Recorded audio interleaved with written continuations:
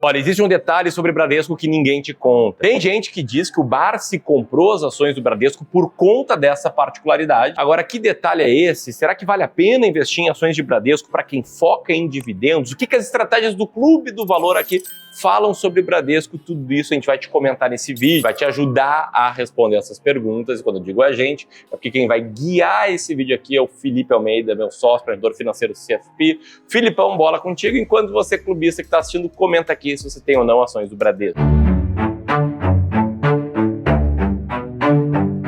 Boa, e para começar a contar essa história, eu quero te dar um panorama do que o Bradesco vem passando nos últimos meses e até nos últimos anos, eu diria. O que a gente viu recentemente foi o resultado do segundo trimestre de 2024, que veio muito acima do esperado pelo mercado, com uma alta de lucro líquido de mais de 12%, batendo ali seus 4,7 bilhões, enquanto o mercado estava esperando algo como 300 milhões. Então a gente está falando de um resultado 15 vezes maior do que o esperado aqui. E isso tudo acontece no momento onde os investidores ainda estavam receosos porque o resultado do primeiro trimestre não tinha sido lá essas coisas todas, que foi de uma queda de 1,6% no lucro, lembrando que em 2023 a queda do lucro chegou a 21%. E aí você pode estar se perguntando, pô Felipe, mas por que o resultado do Bradesco veio tão bom? O que aconteceu nesse meio tempo? E são três as principais razões aqui. A primeira delas tem a ver com a carteira de crédito, que é o que o banco faz para ganhar mais dinheiro. Essa aqui cresceu 5% no comparativo anual. E a qualidade da carteira de crédito do Bradesco é o principal ponto que eles têm tentado trabalhar, ou seja, eles estão conseguindo sucesso nisso aqui. O segundo ponto do resultado positivo foi a queda da inadimplência de 90 dias que a gente vem vendo no resultado recente. Então, se a carteira de crédito melhora e a inadimplência começa a cair, é claro que os resultados começam a melhorar. E isso tudo leva à consequência do terceiro ponto que trouxe melhoria nesse resultado, que foi a menor despesa com provisão para devedores duvidosos, justamente pela melhora da qualidade do crédito. A despesa com PDD saiu de 10 bilhões, como foi no segundo trimestre de 2023, para 7,3, como está agora. E aí, beleza, isso realmente tem ajudado o Bradesco a dar esse salto aqui recentemente de mais de 25%. Agora, nem tudo são flores. O Bradesco ainda tem uma grande dificuldade, que é melhorar o seu ROI, que atualmente está em menos de 8%. Lembrando que o ROI é a rentabilidade sobre o capital dos acionistas que uma empresa entrega. Então, se ele rentabiliza 8% desse capital, nesse momento, poxa, você pensa que era melhor estar